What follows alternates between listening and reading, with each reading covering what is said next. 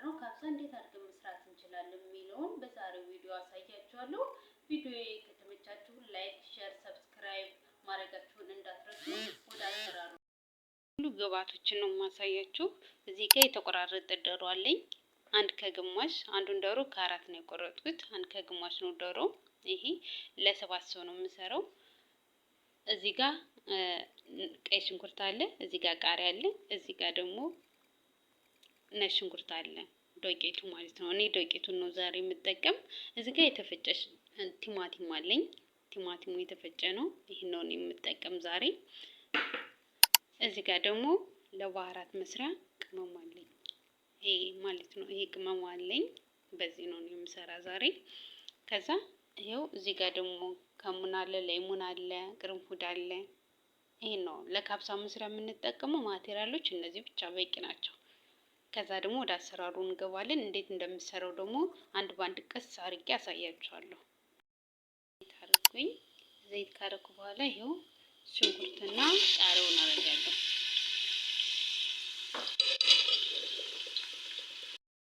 በዚህ የተወሰነ ከበሰለ በኋላ እዚህ ጋር ዶሮውን እናደርጋለን። ሽንኩርቱ የተወሰነ ከተቆላለ በኋላ ማለት ነው።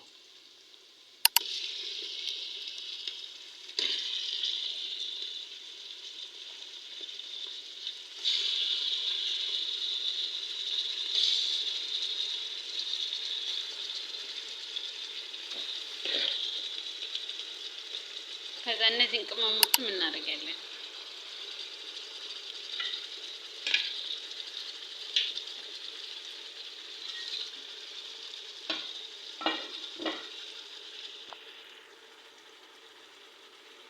እንደዚህ ካረግን በኋላ እናማስለዋለን። ትንሽ በአንድ ስልክ ካሜራ ስለሚያስቸግረኝ በደንብ እናማስለዋለን። ማሰልነው በኋላ እንከድነውና የተወሰነ ይቆያል። ትንሽ ዶሮ እስከሚበስል የተወሰነ በደንብ ሳይሆን ትንሽዬ ይቆያል። ለተወሰነ ሰዓት ዶሮውን ያገለባብጥና ካበሰልነው በኋላ ቲማቲም እናደርግበታለን። እዚህ ጋር የተፈጨ ቲማቲም፣ እዚህ ጋር ቅድም ያሳየኋችሁን ሽንኩርት እናደርግበታለን። ለሽንኩርት የተወሰነ ይበቃችሁን ያህል። እኔ ለስድስት ሰው ነው የምሰራ። ከዛ ይሄን ቅመም እናደርጋለን።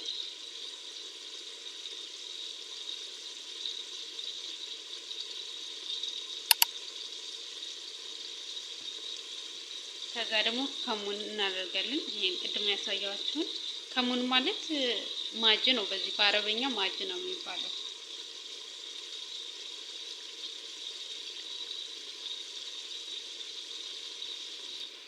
ከዛ እናመሳሰልና የተወሰነ ሰዓት ግጥም አድርገን እንቆያለን።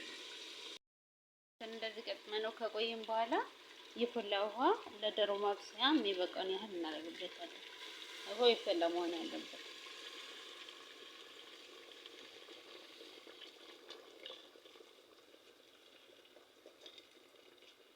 ይሄ ዶሮ እስከሚጠፋ ውሃውን እናደርግበታለን።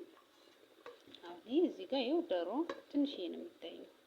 እንደዚህ በቃ መጠን እንደዚህ ነው የሚለያችሁ። ያው ሩዙንም ለማድረግ ከዛ ገጥመን 20 ደቂቃ እናቆየዋለን ዶሮ እንዲበስል ማለት ነው። እኔ ያለ ሩዝ አጥቤያለሁ። አሁን ሩዝ ላይ የፈላ ውሃ አደርግበታለሁ። ይሄ የፈላ ውሃ ነው።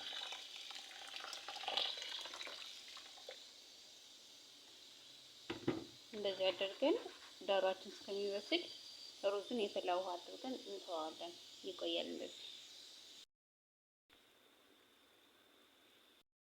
ልልን በኋላ እንደርግን ዶሮውን እናወጣዋለን። ዶሮውን ፍርን እንከተዋለን።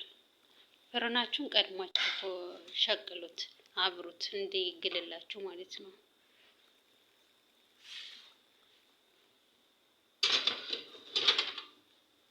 እንደዚህ እናድርገን ዶሮአችን እንዲበስልልን ፍርን ውስጥ እንከተዋለን። ከዛ ሩዛችን ደግሞ ይሄው ውሃውን አንጠፍጥፈነዋል እናደርጋለን። ሩዛችን